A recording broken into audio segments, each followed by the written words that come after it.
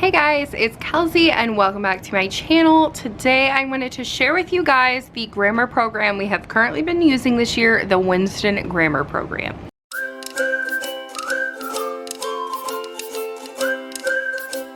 So this is something that we have been using with my 11-year-old this year. It is very thorough, it is very in-depth, lots of repetition, lots of good hands-on components with this curriculum, so I'm going to show that to you.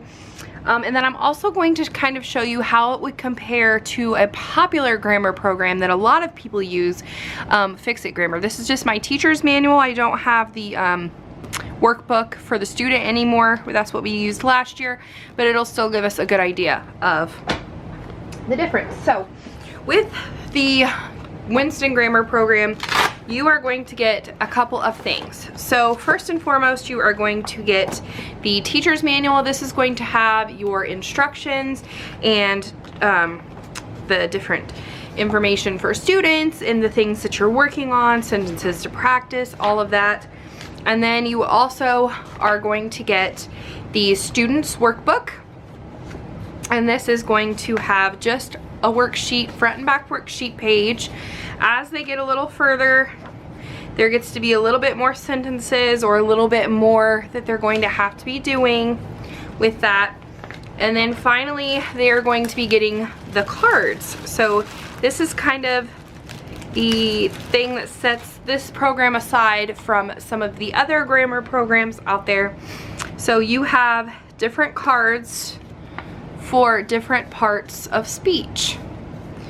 And so basically you have what those parts of the words are, what the part of speech is, and what you do to the sentence. So I'm going to show you how you do that. So I like to use a whiteboard.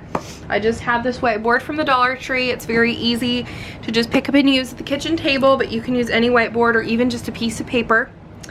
And I go to my teacher's manual, and my son on Monday will be on worksheet 18. So the cards, it'll tell you the cards that you need. So you're going to need the article card, that's the red one. You're going to need the noun card. You're going to need the personal pronoun, the verb, and so on. So if you have a word that you have not learned the part of speech yet, you will just use one of these blank black ones. And then we also have not gotten to these yet. So these are about finding the direct object, indirect object, all of that. So we have not got to these yet. So that is what you will need to pull out. And then our new concept, we are going to be learning coordinating conjunctions. So you will go over the card with the student. This is what the part of speech is. This is, they will be writing C period above it. And then these are the coordinating conjunction words. So and, but, for, yet, or, nor. And then you also have the semicolon and this. So we're gonna find out what this is about. So this I like to read to my student. 6 words that are coordinating conjunctions are listed on the clue side of the coordinating conjunction card. For and yet are placed within parentheses because they are often mislabeled. A semicolon is shown because sometimes it can be used instead of a coordinating conjunction. The arrows and lines below the list on the card show that compounds are 2 equal grammatical units linked by coordinating conjunction, and then you would just read all of that with your student.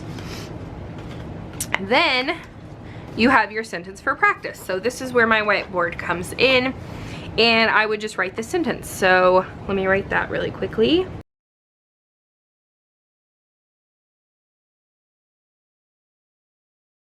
Okay, so we have our sentence. Now, what I would have my son do is he's going to go through word for word.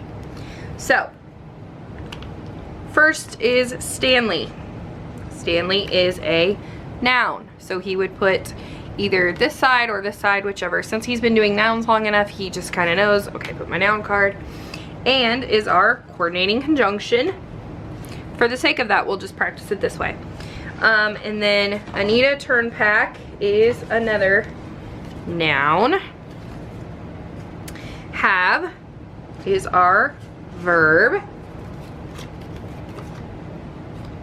And then you would continue. So 3 is an adjective. Daughters is another noun.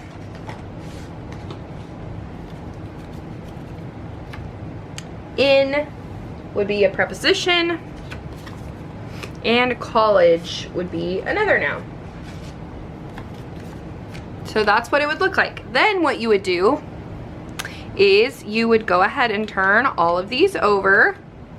Like I said, once they get to a point, they kind of just know what nouns are, but like for preposition and coordinating conjunction and maybe even adjective or adverb, he may still need a little help in seeing like what words are generally adjectives and so on. So now we have exactly what we're going to do with it. So Stanley is a noun, and is our coordinating conjunction.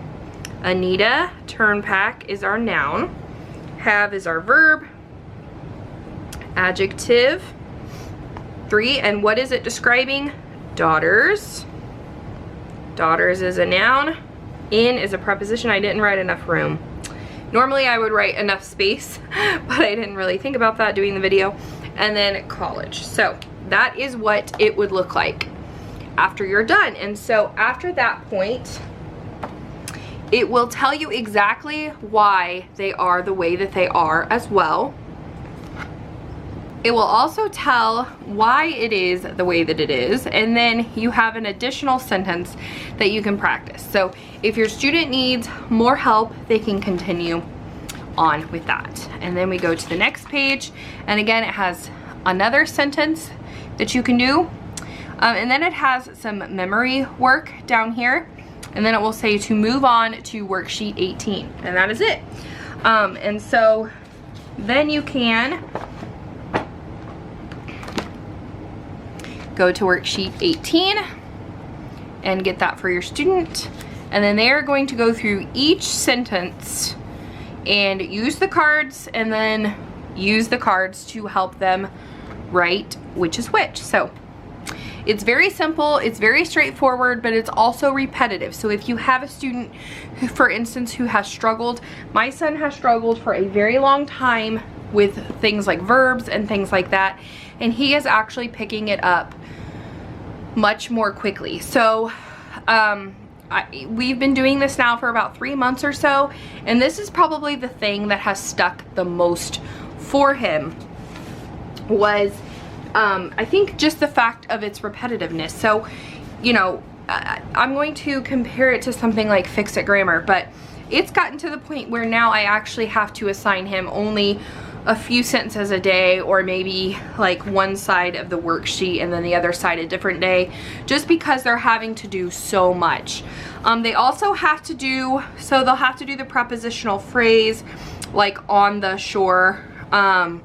They would write, the preposition is on, the is an article, shore is a noun. They would put their prepositional phrase, their parentheses, and then they would have to write the object of the preposition is shore. And then they would have to write the prepositional phrase is describing, you know, what, is it an adjective, is it an adverb? So they have to do quite a bit. So I can show you. So all of your answers for your worksheets are right in the back of the teacher's manual. It's very black and white, which some people can find very boring, but if you have a student who has been struggling, this is actually really great because it's very straight to the point. So this is what these answers are going to look like. So as you can see, it's a lot. And so sometimes just doing a few sentences a day or just doing a page a day is more than sufficient, and we do this twice a week. And he's already halfway through the book, and he, like I said, he's picking it up much faster than he has. We've done other things like language lessons for living education, Fix It Grammar, a lot of things where grammar is kind of built in and not really necessarily its own grammar program. But we are really liking this. I'm not going to say he loves it. He definitely does it. And like I said, he's understanding the concepts and he's getting it.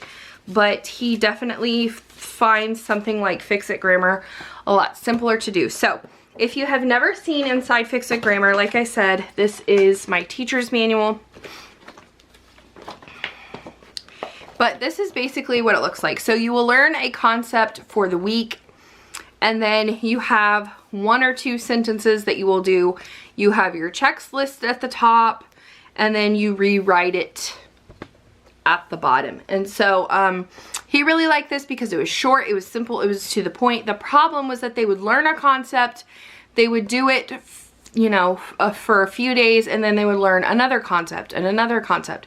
And so it just kept building, but it didn't have a lot of practice with the new concept. So that was something that he struggled with a lot, was just that he wasn't getting enough practice with the new concept.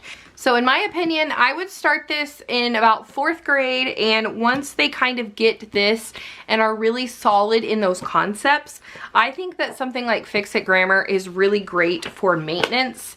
But for my son personally, and I think for a lot of children, they just need a little bit of repetition with grammar concepts. Grammar can be very confusing for children. They just don't understand or think that way. And so it can be very, very difficult for them to comprehend the mechanics of grammar. And so, you know, again, I know this works really well for a lot of people.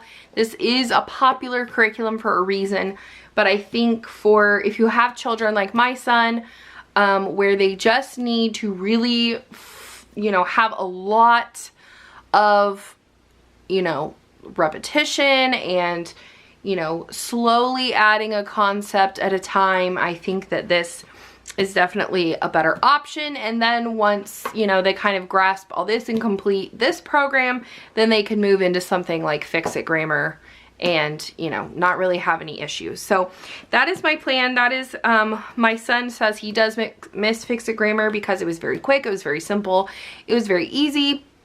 He didn't have to spend a lot of time. It wasn't quite so much, but I'm sure as this continues, it gets more and more and more, just like this one does. But this one goes at it a little bit faster, but it's also a little bit more repetitive. So there is that, and that is what I wanted to show you with those two. I do want to say that it will tell you in the front, oh, there are tests and quizzes throughout. There's a pre-test, and then there's various quizzes and things like that. My son has done very well on those. They also, the things that they're going to be learning are articles and nouns, common and proper nouns, review, personal pronouns, review, verbs. So they take it pretty slowly.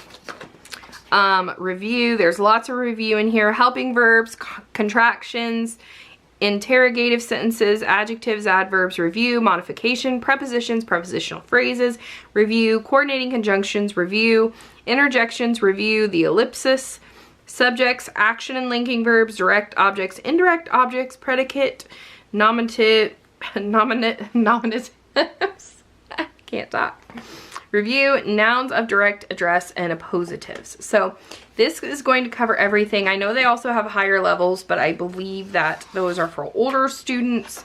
So hopefully this flip through was helpful for you guys, this demonstration.